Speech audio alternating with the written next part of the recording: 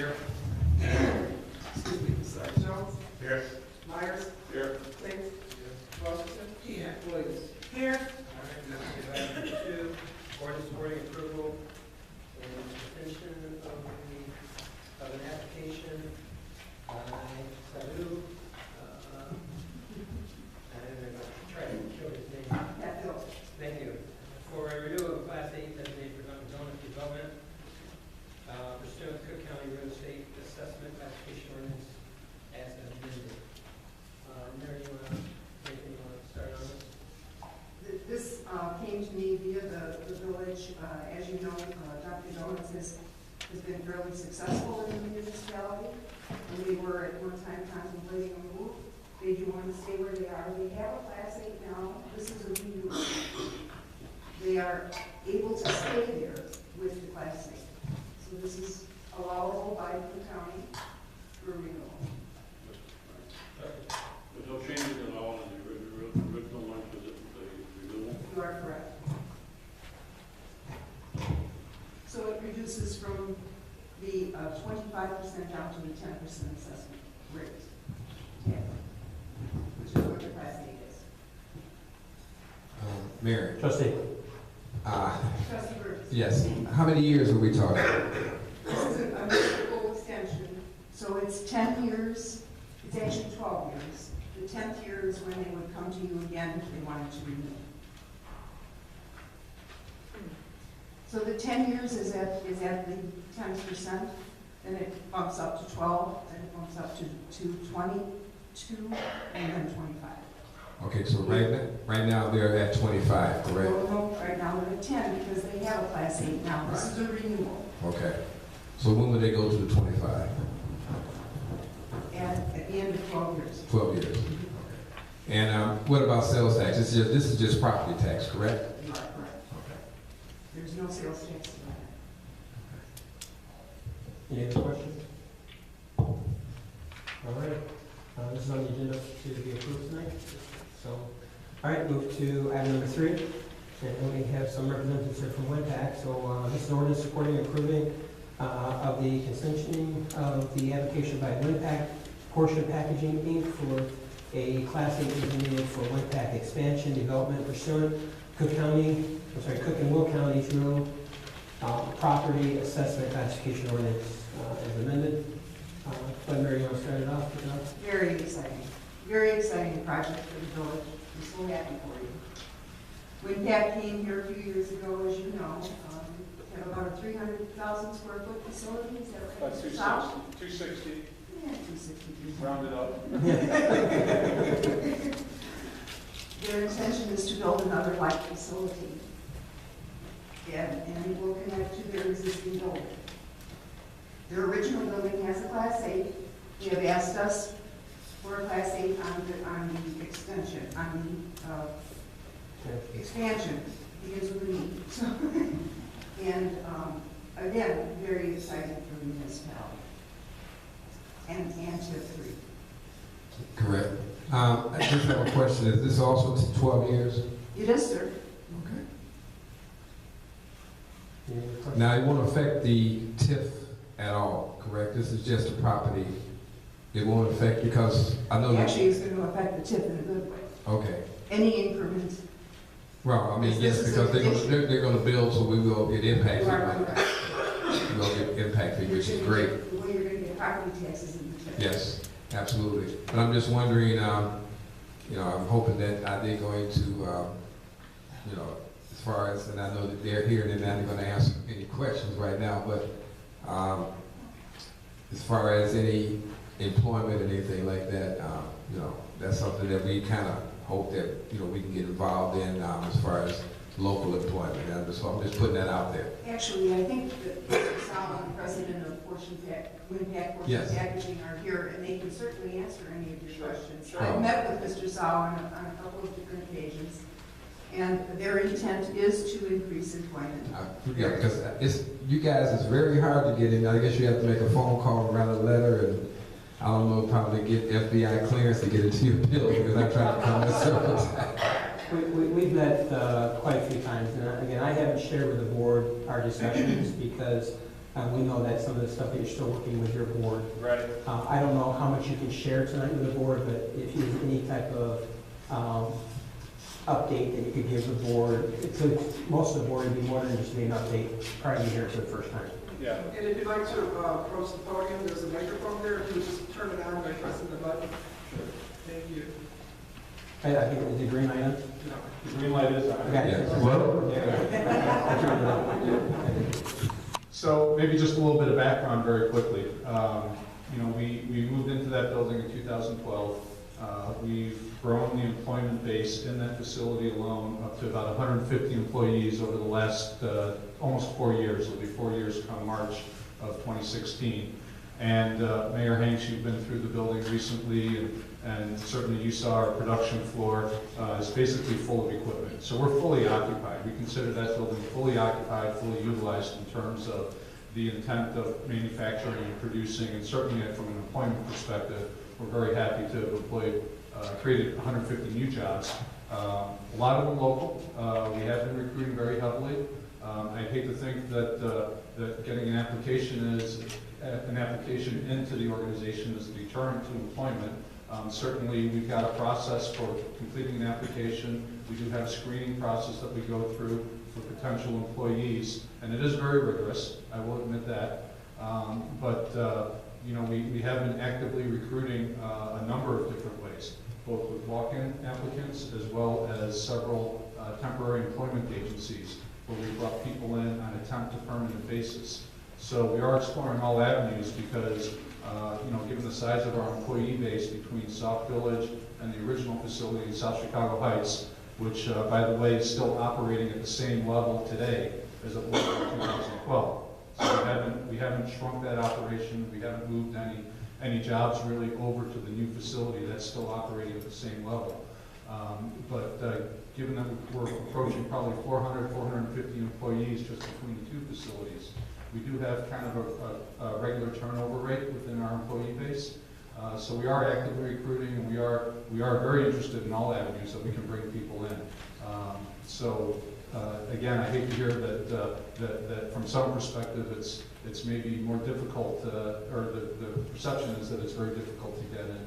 But we do have an open door with applications available for people to drop them in. I would encourage, though, that those folks that are interested start at the South Chicago Heights facility, because that's really where we're doing our main intake of applications and then evaluating those applicants for jobs, whether it's in that facility or the Sauk Village facility. So looking forward, we're at a point where we're evaluating a final decision on where our expansion is going to be. Certainly the intent in 2012 and even the year before that when we started building in Sauk Village was to grow that facility. We bought 29 acres on land. We're occupying about half of it with the intent of expanding onto the other half, the other 15 plus acres. So that is our objective, that is our goal. We have a couple of challenges to work through as we identified the scope of the project, particularly in the area of power requirements and getting power from ComEd. With Mayor Hank's help and some other folks I see up there on the board, we did manage to get a favorable outcome in dealing with ComEd in terms of cost and upfront capital that WinPAC would have to invest to facilitate that. That was going to be about, what, 12 million? Originally they came in at about 11.5 million. Since then, that price has come down to $7.5 million to bring the power in. Part of that investment is to upgrade the substation off of Cottage Grove. But the key for us is that all $7.5 million of that dollars that we would spend with ComEd is available for refund under the Rider DE program. The original proposal, about half of the $11.5 million would have been a sunk cost for us. We would not have been able to get that back under the Rider DE. So we have to have some pretty aggressive growth plans, or some pretty aggressive growth over the 10-year period in order to recoup that $7.5 million, but certainly that's our intent, is to grow at that level. So that's part of the investment, is the $7.5 million with ComEd. The other piece of the investment is over $15 million just in the facility itself. And Okay. that's... No, I was going to say, I've been involved with you guys when you first started here, and it's been a great, partnership with the village. You've came out, and it was just that I was just asking. A lot of people asked me, that's why I was coming up there to find out, but now I got my answer as far as going to Chicago Heights facility. But the WinPAC has always been, and I'm glad that they are, hoping that we can get more people in the industrial park, you know, off of this. But I was just wondering how this person go about applying for it. And I see now that it's going to be that process, which is not a problem. I mean, this is your you know, your company, so you have your own set of rules, which makes sense. Right. But you know, I'd like to congratulate you guys for sticking with us. You know, I remember when you first came out, when we first had at the very beginning, when we was at the tent, and everything, how it all started at the very beginning to where you're at now. Hopefully, you know, that we can do whatever we can to make that happen. But I'd just like to say thank you very much, and hopefully in the future, maybe we can get more businesses through this, and probably more things involved in that industrial park. Because, and I do have one last question: are you going to build a spur, or are you going to use the existing spur? The intent is to add a second spur, and the spur is there to supply our raw materials. Correct. So, based on the long-term growth of the facility, once we're fully occupied in the 5 to 10 year period upon completion, we anticipate needing that second spur in order to provide the raw materials that we use for our manufacturing. Everything you said, what, 6, 7 years ago when you first started this, has come to play, because you said that back then that was what you wanted to do. The plan is to have a second facility built with another spur. So, and that's what I love to hear, when businesses say what they're going to do and they actually do it. Well, I'm glad I can stand up here and tell you that is going to happen. Thank you. So certainly appreciate your comments, Trustee Burgess. Thank you very much. Thank you. But also appreciate the support, especially over the last couple of months as we worked through some of the challenges we had in rationalizing our project. I guess the last thing, obviously, we have this resolution in front of the board for approval. I would ask, you know, support for that resolution. That certainly is an important factor for us as we determine kind of the total cost of our project. Any incentives that are available, you know, need to be considered and weighed in, and this is one that's important to us. So, You know, before you leave, maybe you can introduce who's with Yes. you today. so this is David Stacy. So my role as Director of Manufacturing, I've got responsibility for the manufacturing operations in the 2 here in Chicago, 1 up in Toronto. David Stacy is the President of WinPAC Portion Packaging. As of January 1st. Several of you, I think, know the name Jim McMackin. Some of you may have met Mr. McMackin.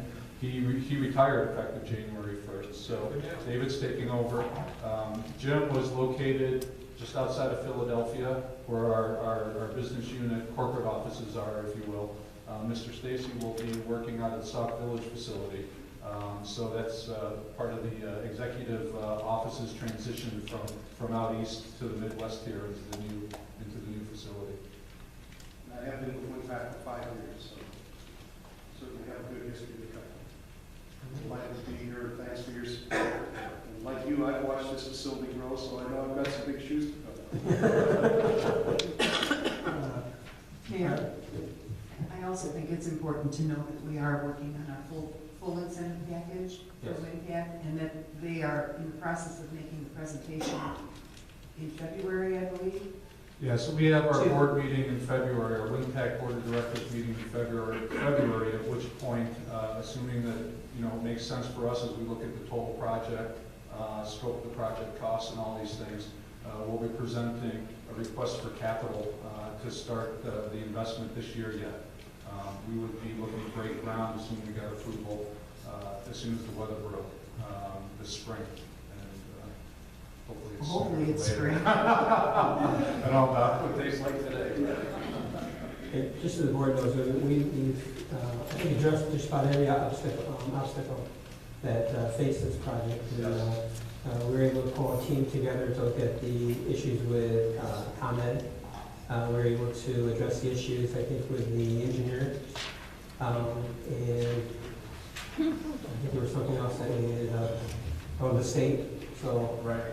we're able to get those issues taken care of. And then I think we're also trying to work on some funds for the rail spurs. So We are working on that, as well as we're looking at another enterprise zone benefit that we believe would be substantial savings to them. It's the state's portion of utility taxes. Good. So We're looking to see if we have to include all of the facilities or to just this one, so we're still waiting for an answer from the state. Surprise. And, you know, keeping a business here at Sauk Village, it's important not only for our residents, but for our community also. And you've already started to put an investment in, this is another major investment that you're getting ready to put into our community. So we're very much appreciative of it, and again, coming especially coming to me before looking to go elsewhere and moving. We appreciate the opportunity to be able to work with you to make this project a success. Thank you very much. Thank you for your help also. Yeah.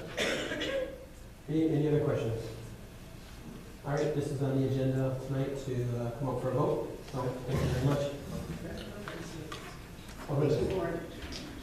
Hey, is there a question? I'm looking at the two documents that we received, one from Dr. Miller, and the other one was for impact we just discussed. To me, it's a matter of a lack of attention to duty. I see president using some forms, mayor using other forms, and on the signature page, I see acting clerk. I don't know what that means. I know we had an acting village clerk. That was my error, Justin. Definitely. Okay. I don't care that this is a draft, these are errors.